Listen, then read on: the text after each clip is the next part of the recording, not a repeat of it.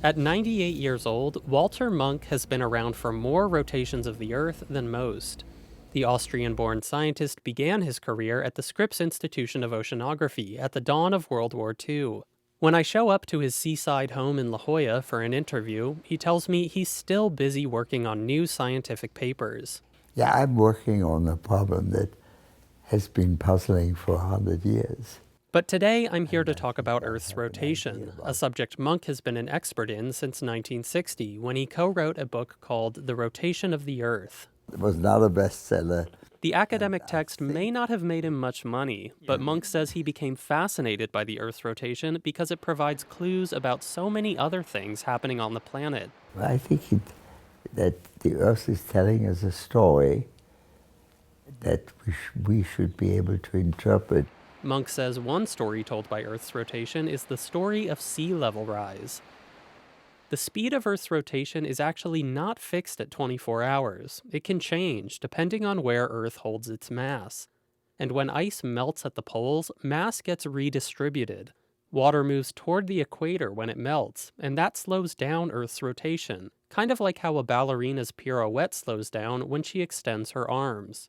So the Earth adjusts itself. And when the Earth adjusts to sea level rise, its spin rate gets slower. It may sound surprising, but it's true. Climate change is actually making days on Earth longer. But only slightly longer. It all adds up to about 6 millionths of a second each year. It doesn't bother you in your daily life, but it's a nice way to learn something. It turns out lots of things affect Earth's rotation, like waves crashing on shorelines, and the ongoing mass redistribution caused by the end of the last ice age.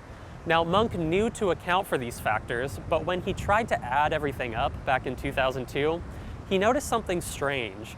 Earth didn't appear to be slowing down as much as it should, given all the sea level rise that had happened during the 20th century.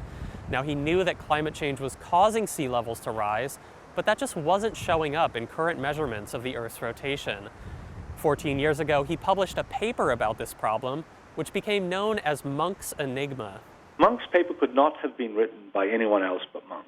Harvard University geophysicist Jerry Mitrovica says Munk was issuing a challenge to the scientific community, a challenge he decided to take up. He didn't say you're all wrong. He's saying there are big problems here, right? And these need to be resolved. Recently, Mitrovica published a paper about resolving Munk's enigma.